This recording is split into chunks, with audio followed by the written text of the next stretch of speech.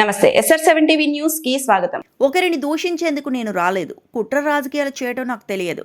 బాణావత్ హరిచంద్ర నాయక్ను సర్పంచ్గా గెలిపించండి.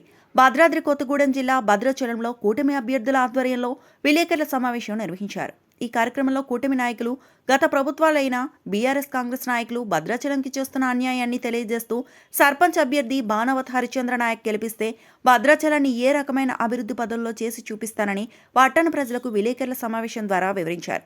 SR7 TV news Bhadrachalam division reporter మొదలిక. విమర్శించడానికి నేను ఈ పొలిటికల్ రాలేదు. ఎందుకంటే భద్రాచలాన్ని అభివృద్ధి చేద్దామనే ఒకే ఒక సంకల్పంతో నేను ఈ పంచాయతీ ఎలక్షన్లకి రావడం జరుగుతుంది. వేరే ఎలక్షన్కి రావాలని కానీ ఏదో ఎలక్షన్లు ఇచ్చేయాలనే ఉద్దేశంతో నేను రాలేదు. మన భద్రాచలాన్ని మనం అభివృద్ధి చేసుకుందాము. మన యొక్క ఓటర్లందరూ కూడా అందరి యొక్క అభిప్రాయం మేరకు మన సమస్యలని మనం తీర్చుకుందాం. ఎక్కడికో వెళ్ళి ఏదో చేద్దామని కాదు. ఉన్న రాష్ట్రంలో కూడా ఇప్పుడు దాకా కూడా భద్రాచలాన్ని ఎవ్వరు కూడా డెవలప్మెంట్ కానీ, కరకట్ట కానీ, మనకి డ్రైనేజీలు కానివ్వండి, లైటింగ్ సిస్టమ్ అయినా కానివ్వండి, రోడ్లు కానివ్వండి అధ్వానంగా ఉన్నాయి. నేను ఇప్పుడు ప్రచారానికి వెళ్తుంటే నేను ఇదివరకు కాలనీలు కానీ ఎలా ఉంటాయో కూడా నాకు తెలియదు.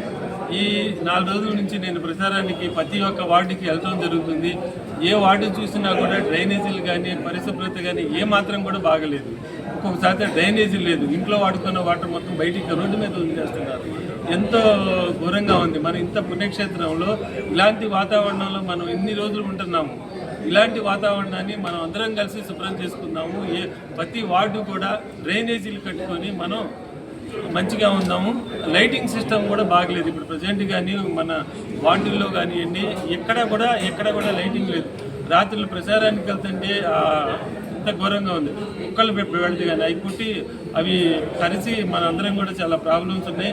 వాటికి ఎలా కావాలనేది దాని పరిష్కారం అనేది మనందరం కలిసి దాన్ని తీర్చుకుందాం. అలాగే మీ ముందుకు వస్తున్నాను మీ వాడినిగా.